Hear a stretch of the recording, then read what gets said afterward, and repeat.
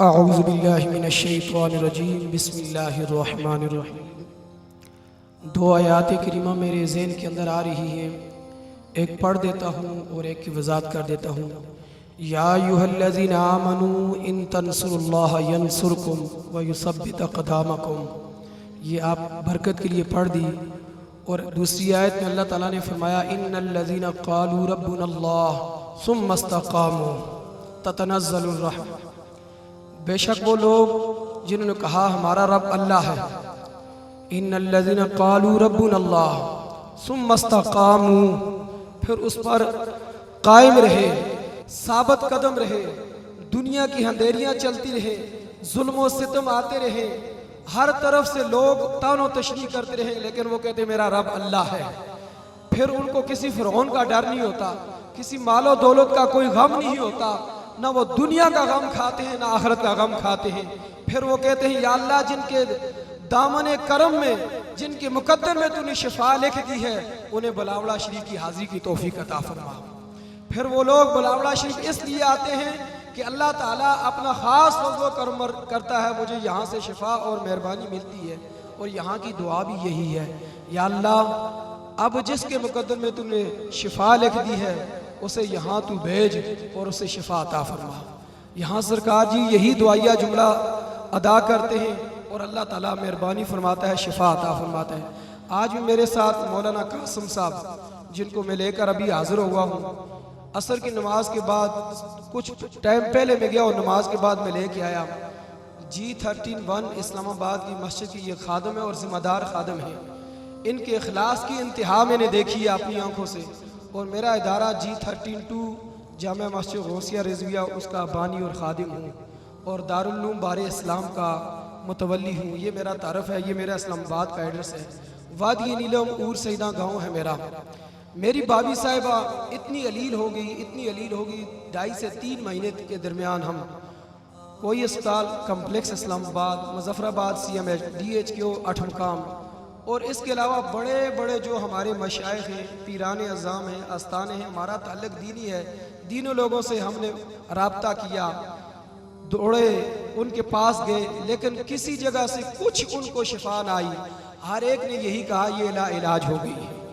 اب پتہ نہیں چلتا، لیکن جب اس آستانے پر یہاں ہم پہنچے، سرکار جی کے پاس میں زور کی نماز یہاں اس وقت ادا کی تھی، عصر پڑی، عصر کے بعد مجھے یہ لگ رہا تھا کہ میری ملاقات یہاں نہیں ہوگی، بہت مشکل ہے، مجمع کثیر تھا، اور یاد رکھیں عوام زیادہ ہو یا کم ہو، رب کی بارگاہ میں قلت اور کثرت کو نہیں دیکھا جاتا، اخلاص کو دیکھا جاتا ہے۔ جب یہاں پہنچی وہ تو سرکار نے جی یوں کہا کہ اٹھ غوث پاک کا صدقہ، تسبیح ان پر ماری، وہ ویل چیئر پر لائی ہوئی میری بھابی صاحبہ، میری خالہ کی سکی بچی بھی ہے، میری خالہ کی بیٹی بھی ہے، اور میری سکی بھابی بھی ہے، اللہ نے انہیں شفا دی، یہاں سے اپنے قدموں پر وہ چل کر گئی۔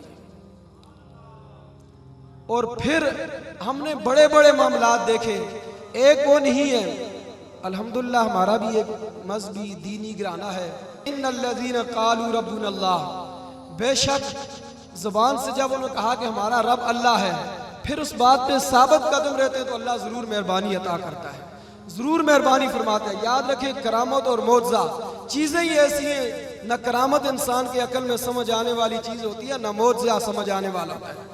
آج جو لوگ سوشل میڈیا یہ دنیا کی چیزیں دیکھ کر عقلی گھوڑے دوڑاتے ہیں، کبھی کرامتوں کا انکار، کبھی معجزات کا انکار، وہ تو ملکہ بلقیس کا بھی کہہ دیں گے کہ آنکھ جھپکنے تک کیسے وہ ملکہ بلقیس کا تخت لے آیا۔